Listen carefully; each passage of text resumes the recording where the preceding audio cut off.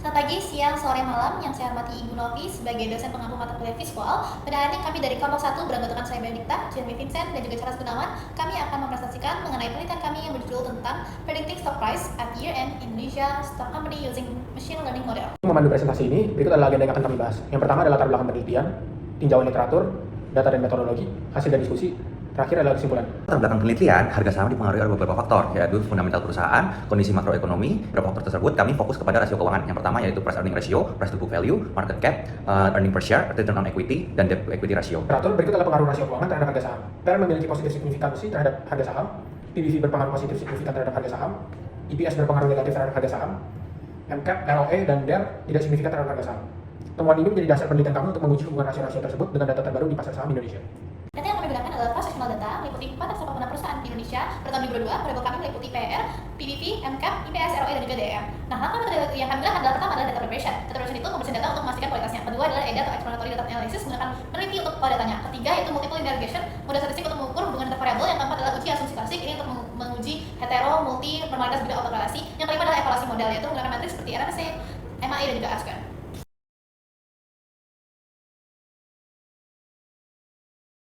Dari analisis data kami menemukan ada pola distribusi sebagai berikut. Yang pertama ada price to earning ratio, di mana mayoritas perusahaan memiliki PER yang rendah, dan juga terdapat OIR yang tinggi, yang mungkin disebabkan oleh laba yang terlalu kecil atau harga saham yang terlalu tinggi. Lalu untuk PBV, sebagian besar perusahaan PBV-nya cenderung rendah sehingga dikategorikan sebagai undervalue. Lalu outlier mencerminkan potensi pertumbuhan tinggi atau overvaluasi.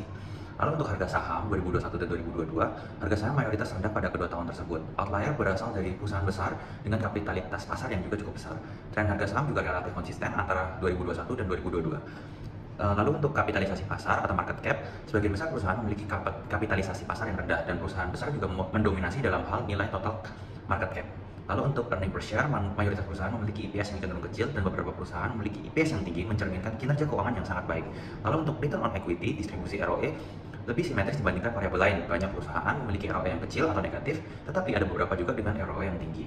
Lalu yang terakhir untuk debt to equity ratio, mayoritas perusahaan memiliki debt to equity ratio yang rendah, menunjukkan struktur utang yang sehat. Dan untuk outlier dengan DER tinggi menunjukkan ketergantungan besar pada utang dan potensi risiko keuangan. Nah, kemudian data precision. Nah, ini adalah code yang kita gunakan. Nah, tujuannya untuk menghapus missing value, kemudian membersihkan data, kemudian mengubah kolom menjadi nomor. Kemudian setelah kita code, kita run, hasilnya akan menghasilkan seperti ini.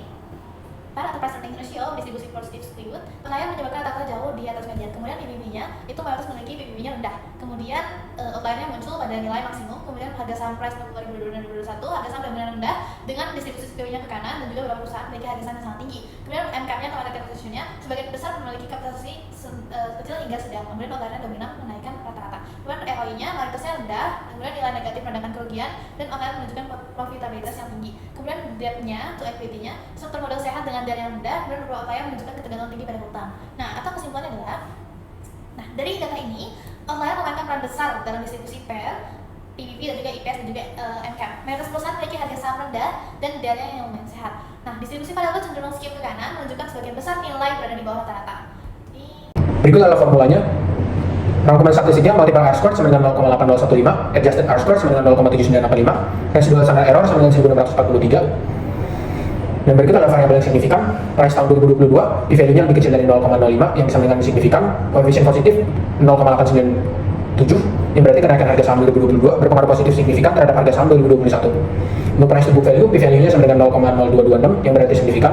Koefisien positif yang berarti price to book value berpengaruh positif signifikan. Untuk earning per share, p-value-nya signifikan, dan koefisien negatifnya berarti earning per share berpengaruh negatif signifikan. Untuk variabel yang tidak signifikan, market cap atau MCAP, p-value-nya lebih besar dari 0,05. Price per earning, p-value-nya juga lebih besar dari 0,05. Beserta juga ROE dan DER yang p-value-nya lebih besar dari 0,05. Kesimpulannya, variabel ini tidak signifikan terhadap harga saham 2021 secara statistik.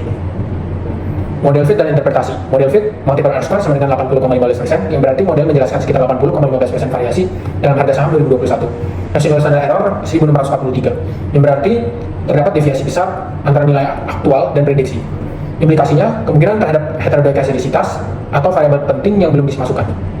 Pada model yang kedua, variabel yang dianalisis adalah price tahun 2022, market cap, dan juga earning per share terhadap harga saham pada tahun 2021. Berikut hasilnya. Koefisien positif sebesar 0,86 atau 86%, menunjukkan bahwa kenaikan harga saham tahun 2022 berpengaruh positif signifikan terhadap harga saham 2021. Lalu untuk earning per share, koefisien negatif sebesar minus 0,6161 menunjukkan bahwa earning per share berpengaruh negatif secara signifikan terhadap harga saham. Lalu untuk market cap tidak signifikan secara statistik dengan p-value sebesar 0,133. Hasil ini menunjukkan kualitas model dari regresi kedua, yaitu R-square sebesar 0,79, atau jika diinterpretasi bisa dijelaskan dengan model ini mampu menjelaskan sebesar 79,63% variasi dalam harga saham tahun 2021. Lalu untuk residual standard error yaitu 1657, hal ini menunjukkan ada error sedikit lebih besar dibandingkan dengan model 1, yaitu sebesar 1643. Lalu untuk F statistik sebesar 626,7 menunjukkan bahwa model secara keseluruhan bersifat signifikan. Lalu selanjutnya untuk assumption test, untuk menguji normalitas residual menggunakan Shapiro-Wilk test. Untuk hasil dari Wilk test sendiri yaitu sebesar 0,44968 dengan p-value lebih kecil dari 0,05. Hasil ini menunjukkan bahwa residual tidak berdistribusi secara normal. Lalu untuk pengujian heterokedastisitas menggunakan Bruce-Pagan test dengan hasil Bruce-Pagan test sebesar 199,24. Hasil ini menunjukkan adanya heterokedastisitas dalam model regresi karena nilai p-value bersifat signifikan. Selanjutnya untuk menguji multicollinearity menggunakan VIF atau Variance Inflation Factor. Nilai VIF sendiri untuk setiap variabel yaitu data 2022 yaitu sebesar 0,122, market cap 1,025, price earning ratio 1,179, price book value 1,75, earning per share 1,78, ROE 1,155, debt equity ratio 1,157. Dari hasil ini kita bisa menginterpretasikan bahwa semua nilai VIF lebih kecil dari 10 dan dapat disimpulkan bahwa tidak terjadi multicollinearity di antara variabel independen. Pengujian autokorelasi menggunakan Durbin-Watson test hasilnya yaitu sebesar 1,8231. Hasil ini menunjukkan bahwa terdapat autokorelasi secara positif dalam residual karena p-value bersifat signifikan atau lebih kecil dari 0,05. Selanjutnya untuk proses training dan juga data prediction, create data partition digunakan untuk membagi data menjadi 80% data training dan 20% data testing. Data training dan data testing dipisahkan untuk menghindari overfitting dan memastikan model bisa memprediksi data baru. Variabel price 2021, price 2022, market cap, PER, PBV, EPS, ROE, dan DARE digunakan sebagai prediktor untuk membangun model regresi. Metode LM atau linear model dipilih untuk memprediksi nilai yang akan datang. Beberapa variabel independen memiliki pengaruh signifikan terhadap variabel dependen seperti price tahun 2022, price book value, dan juga earning per share.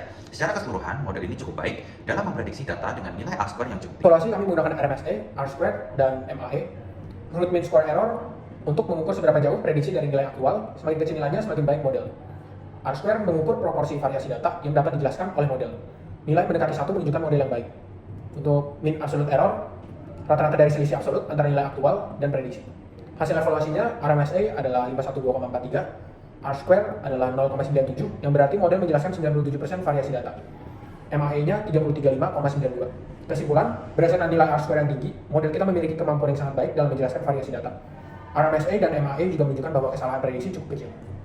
Dari hasil tadi, berikut beberapa kesimpulan yang dapat kita tarik, yaitu yang pertama, hasil menunjukkan bahwa price 2022 itu atau harga saham 2022 itu memiliki pengaruh positif signifikan terhadap harga saham 2021. Kemudian sementara PER dan juga PBB juga mengaruh positif dan signifikan, mencerminkan pentingnya ekspektasi laba dan juga nilai aset perusahaan dalam menentukan harga saham. Sebaliknya, EPS memiliki pengaruh negatif mendefinisikan bahwa laba pada saham yang tinggi tidak terlalu selaras dengan nilai saham. Kemudian variabel MCAP, ROE, dan juga DARE tidak menunjukkan pengaruh signifikan terhadap harga saham. Pengaruh ini memberikan wawasan berharga bagi investor dalam mengevaluasi kerja saham dan membuat keputusan investasi dari pasar modal Indonesia. Ini hasil versi yang sudah kami buat